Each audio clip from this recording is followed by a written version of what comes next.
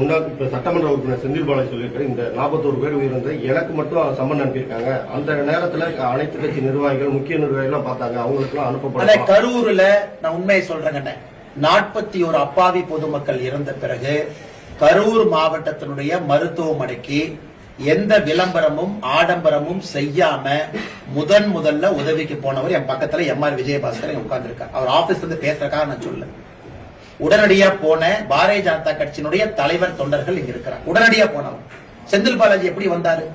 10 ambulance எடுத்துக்கிட்டு திமுக மருத்துவ அணி அப்படின்னு போஸ்ட் அடிச்சு ஒட்டிக்கிட்டு வந்து போட்டோ எடுத்து ஹாஸ்பிட்டல் போறதெல்லாம் லைவ் கவரேஜ் பண்ணி நடக்க நான் தான் ஃபர்ஸ்ட் போனேன்னு சொல்லி விடிய முதலமைச்சரை கூட்டிட்டு வந்து இன்னைக்கு நீங்க பாருங்க, தூத்துக்குடி விளாத்தி குளத்துல அந்த சகோதரியினுடைய போஸ்ட்மார்ட்டம் ரிப்போர்ட் இன்னும் நமக்கு வரல.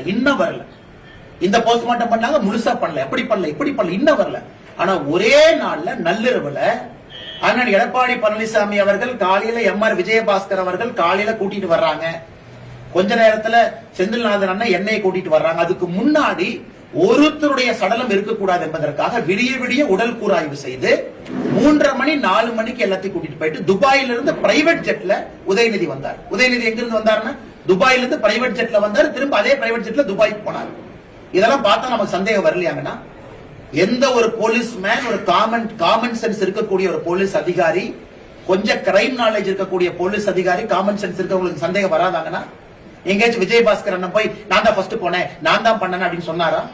காப்பாற்றுவதற்காக இவர்கள் எல்லாம் பாடுபட்ட பொழுது விளம்பரம் செய்து கொண்டிருந்த செந்தில் பாலாஜி, சரி 10 ரூபாய் பாலாஜி என்று சொன்ன பிறகு செருப்பு எங்கிருந்து வந்துச்சு? கரூர்ல தானே வந்துச்சு. அதன் பிறகு செந்தில் பாலாஜியினுடைய நடவடிக்கை முன்னும் பின்பும். இவங்க போய் எனக்கு பர்மிஷன் கேட்கறாங்க, விஜய் அவங்க கட்சியில சம்பந்தம் இல்லாத இடத்துல இங்க வந்து கொடுக்கறாங்க. அதுல திமுகவினுடைய முன்னாள் அமைச்சருக்கு சம்பந்தம் இல்லைன்னு நினைக்கிறீங்களா? அதனால செந்தில் பாலாஜி அவர்களை கண்டிப்பா சிபிஐ விசாரணை பண்ணணும். நாளைக்கு போறாரு.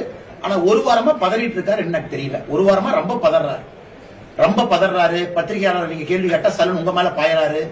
நீங்க ஏதாச்சும் இந்த மாதிரி கேள்வி கேட்டா மூஞ்சி ஒரு மாதிரி வச்சுக்கிறாரு. அதனால சிபிஐ விசாரணைக்கு போயிட்டு வரட்டும், உண்மை வெளியே வரட்டுங்க.